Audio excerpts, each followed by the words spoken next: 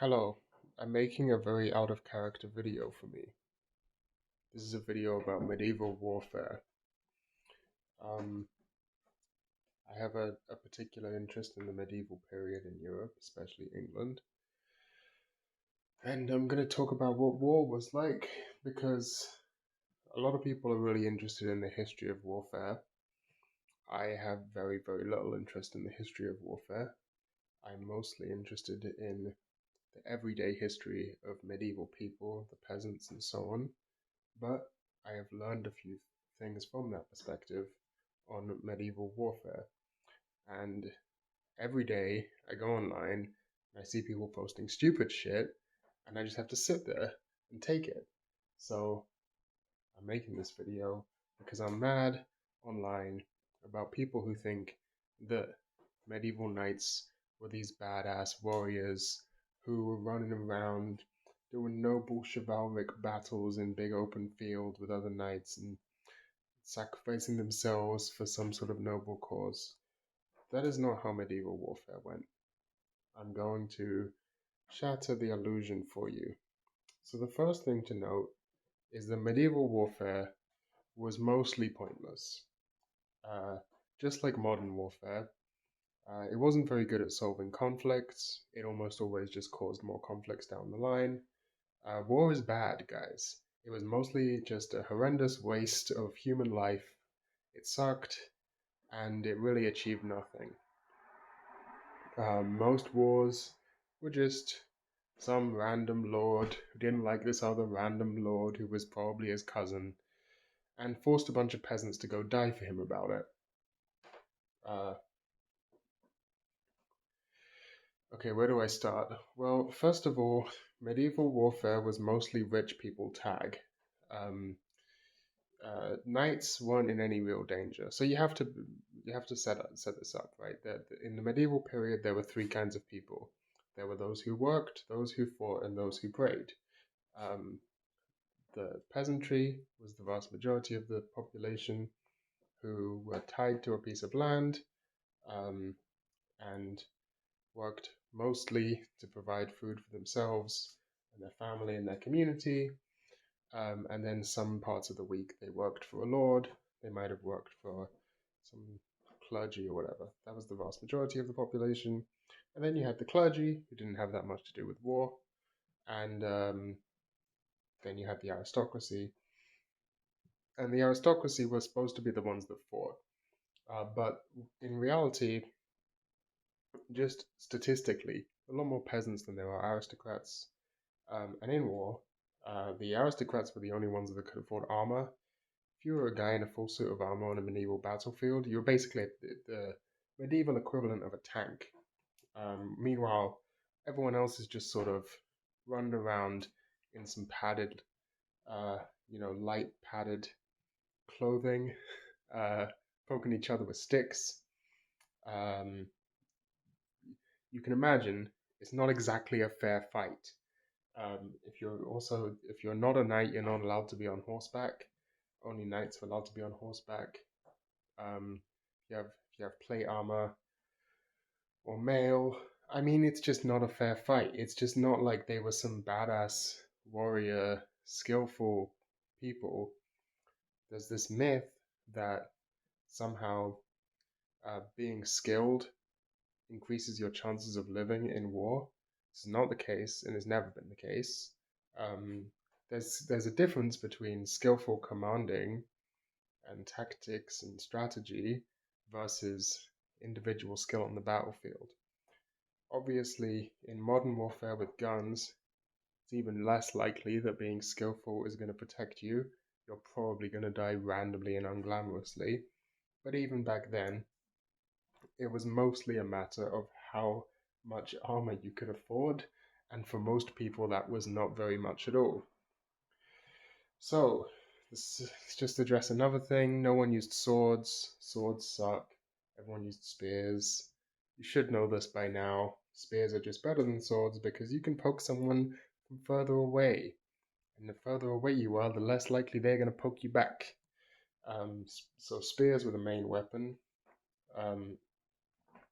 But yeah, medieval warfare was rich people tag. The idea was that you were a rich guy, you were mad at your cousin, so for some reason you wanted some of his territory or whatever. It really had very little effect on the average people's lives who won or lost a war. They were forced to. It was like, you either come fight for me or I kill you right now with my sword. Right? Like it was not, they weren't, it wasn't Game of Thrones most of the time. They weren't rallying around saying, this is the one true king and I'm gonna, no, they were most of the time would rather have just been sitting there farming their bullshit, or whatever, potatoes and wheat and barley and stuff. And then their local baron comes up to them and is like, you're gonna fight for me or I am going to kill you.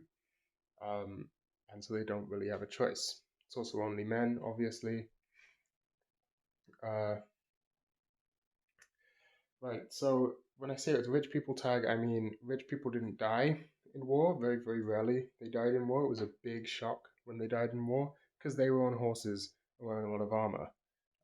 And why would you kill them when you can capture them and ransom them back for a lot of money? War is expensive. That was the point of war. The point of war was it was a bet.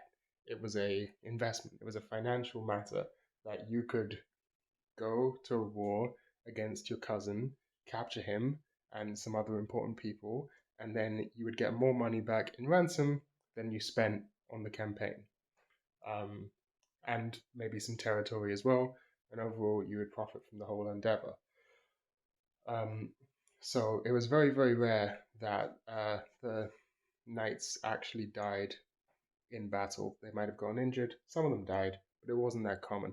They definitely weren't trying to kill each other on purpose, um, which we know because when the English executed, just this is just one historical example. Um, the English captured a bunch of French nobility and executed them because they were really sick of fighting the French at that point. It had been going on for a really long time, and they wanted to escalate the violence to try and get them to scare them away from attacking again. The English captured a bunch of French nobles and executed them, and this was basically considered a war crime. It was like horrific that you would do this. It was completely breaking the rules of engagement. Like you are just not supposed to execute nobles. Um, like you have to remember, this is before humanism was invented. Like there wasn't a concept that nobles and peasants were the same kind of thing, right? Like you can kill as many peasants as you want. They're just peasants, right? But nobles, like killing them is a complete inversion of the social order. It's insane that you would do something like that. Treated like a war crime at the time. Um, so yeah, uh, it was a rich people tag. You went, you fought. Worst case scenario, you got captured. If you got captured, you had a fun story to tell. You might be treated harshly while you were captured. You might be treated fairly well, fed fairly well. You're still a noble, and so you still work, even in another country, considered to be of higher status than most people. Um, right. So that's the situation. If you're a peasant, um, it's a bit more complicated, and the answer is mostly it's hard to say and it varied.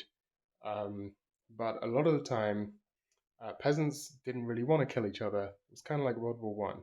Remember in World War One how a lot of the time you'd have these guys in trenches. They wake up every day and they'd look at the same other guy on the other side, and they would basically just be staring at each other and silently agree not to try and actually kill each other, but to just pretend so their commanders wouldn't get mad at them. Like, you guys know about the Christmas Day truce. I'm assuming everyone knows about that in World War One. Like, that was just one of many truces. There had been many truces, both official and unofficial, um, leading up to that. And after Christmas Day, many fronts just stopped moving because people refused to start shooting each other again. That was kind of the same thing that happened in war forever, until very, very recently. It's actually really, really hard to get people to kill each other. People don't generally want to do it. Um, Modern Western military training is designed to deprogram the part of you that doesn't want to kill other people, but they didn't really have that back then. Um, So most of the time, you would just sort of be shoving each other with your shields and doing a bit of poking with your spear, and trying to pretend like you were trying to kill each other without doing much killing. And we only know this kind of because the casualties in this sort of part of battle at the beginning, where you have this shield clash, and this, like, they're much lower than you would expect if they were actually trying to kill each other. And people were surprisingly okay with being at the front. They didn't really want to, but they were like, you would imagine if you were in the front line of medieval battle, you were just dead, like no one would ever do it. But that's not the case. People did it, and so you can sort of infer that they might not have been so killing each other as they were pretending to be killing each other. That's basically the evidence we have. Obviously, this is not all the case. I'm generalizing here, but it seems like a lot of the time people were sort of pretending to kill each other as much as they could get away with it without the rich people seeing it. So you would be doing that. You might actually be killing each other, or maybe injuring each other, whatever you thought you could get away with. Meanwhile, the guys on horses would be riding around the sides. And at first, they wouldn't really do anything. They would just sort of circle around intimidatingly, until one army decided to run away. Now, that could happen for a number of reasons. It could happen because one of the peasants' sides were killing the other guys. That did happen. It could also happen because the knights just started killing the peasants. Again, there's not because the knights were super skilled warriors trained from birth in the art of sword fighting. No, they were just the guys on horseback with armor. You just don't stand a chance against them. It's just they could just walk in and just fucking kill you. I mean, I don't know why I'm doing sword stuff.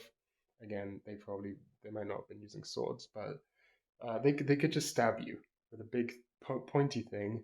And there really wasn't anything you could do about it. You were just gonna die. And so eventually, one side would get scared and run away because no one would just stand there, right?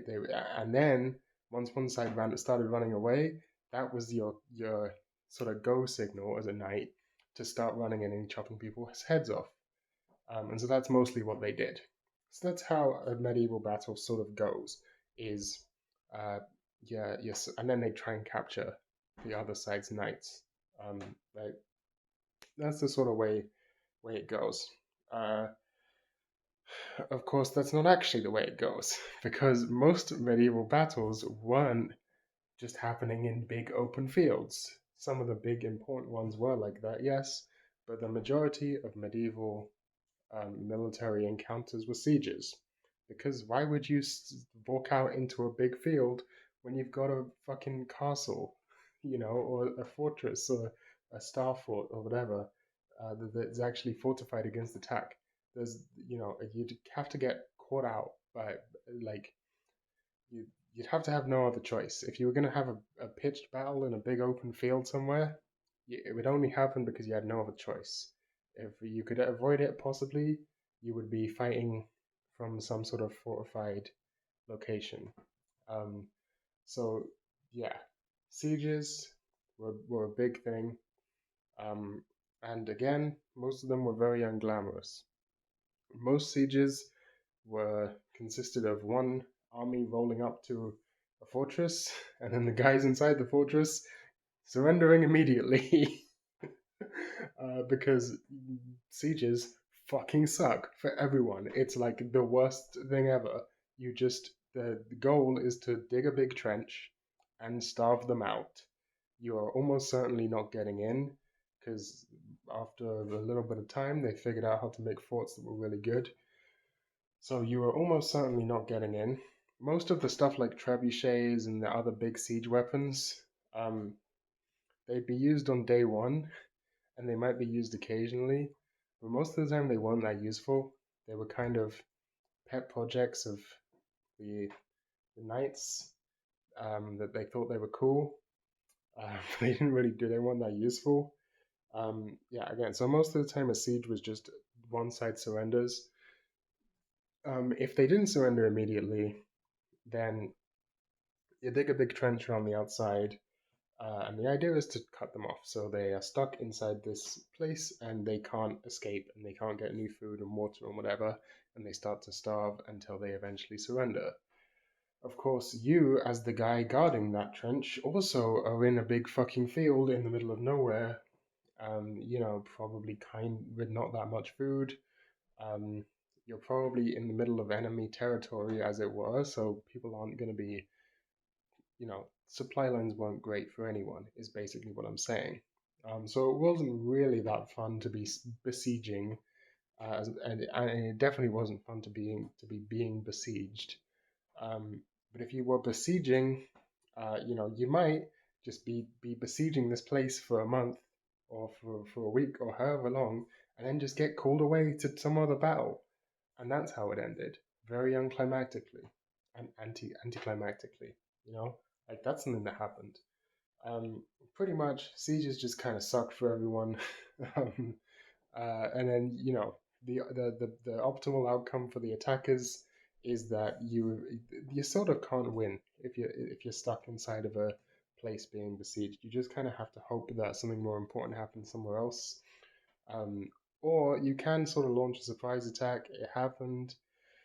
Lots of things happened. It's hard to generalize, but that's the sort of format that these medieval battles mostly consisted of. And then again, you'd go in, right, because remember, it's really hard to get people to kill someone when they're just like looking them in the eyes. Almost no one, even to this day, even with military training, can see someone just standing there, look them in the eyes, and shoot them in the head.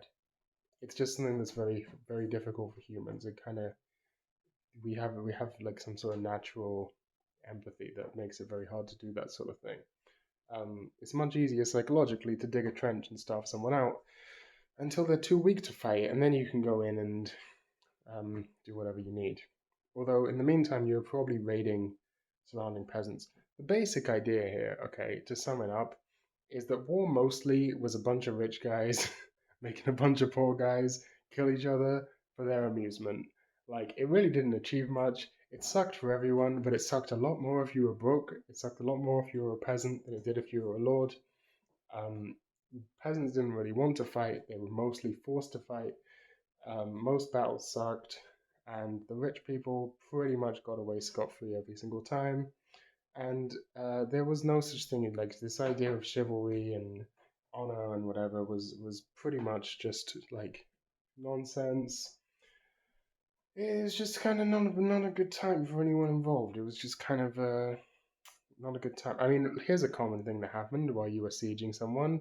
You're sieging, and then, oh no, it's time to collect the harvest. And now everyone in your army has to go home and collect the harvest because if they don't, everyone starves to death, and no one wants that, including the rich people. So that's a way that sieges end. They have to end because it's time to get the harvest. Uh, That's the sort of thing. That's the sort of thing we're dealing with. It's just a very. I don't know why people like of all the eras of warfare to romanticize, it's just the worst one. Like, look, the archers, the English longbowmen. That's the only thing I can ever think to glamorize, right? But even then, like, if you don't know about this, there was a time period where the English had really good archers against the French, right? Um, the reason was that it was law that every Englishman practice archery on the weekend, basically. And they weren't really nice about it. Like they banned football and pretty much every other sport except archery to try and force people to do more archery. Um, and yeah, being an archer was pretty much, um, you know, you just kind of stood back, shot some arrows. Arrows weren't generally designed to kill people. The point was the point of arrows, and this is something that like people did die to arrows, and they even died to arrows if they were wearing full armor. Like an arrow could slip between the chains in your mail. They could slip between the plates in your plates. And if you weren't wearing any armor, they would they could definitely kill you. Like I don't want to understate. Lots of people died from getting shot with arrows. It happened a lot, but that was just a positive side effect. The main point of arrows is that you have to put your shield above your head, or you'll get injured, right? It's like a saw trap. Like, are you willing to take the risk that an arrow is going to land on you and injure you really badly, or are you going to put your shield above your head so you don't get injured, meanwhile letting the guy in front of you poke you with a spear and almost certainly kill you? Like, that was the point of arrows. The point of arrows was to, or arrow volleys, was to try and get people to take their shields away from in front of you, where it made an impenetrable defense, to above you, so that you could stab them. That was the point of arrows. Um, yeah, I think I did. I think that's what medieval warfare was mostly like. Um, I don't know if I've missed anything. I probably have. There's obviously a lot of stuff like to do with supply lines and stuff. Uh, the other thing to note about the medieval period, especially in England, is that these battles were like tiny. Like in the Roman period, you had these giant pitched battles. In like medieval Europe and medieval England especially, these are armies of like 1,000 people or sometimes even less fighting each other. Like they are really small quantities of people fighting each other. Um, like sure, there was tactics and strategy and all that sort of thing, but most of the time it was kind of just like uh, not even big enough for that sort of thing to matter, you know? Anyway, that's battles for you.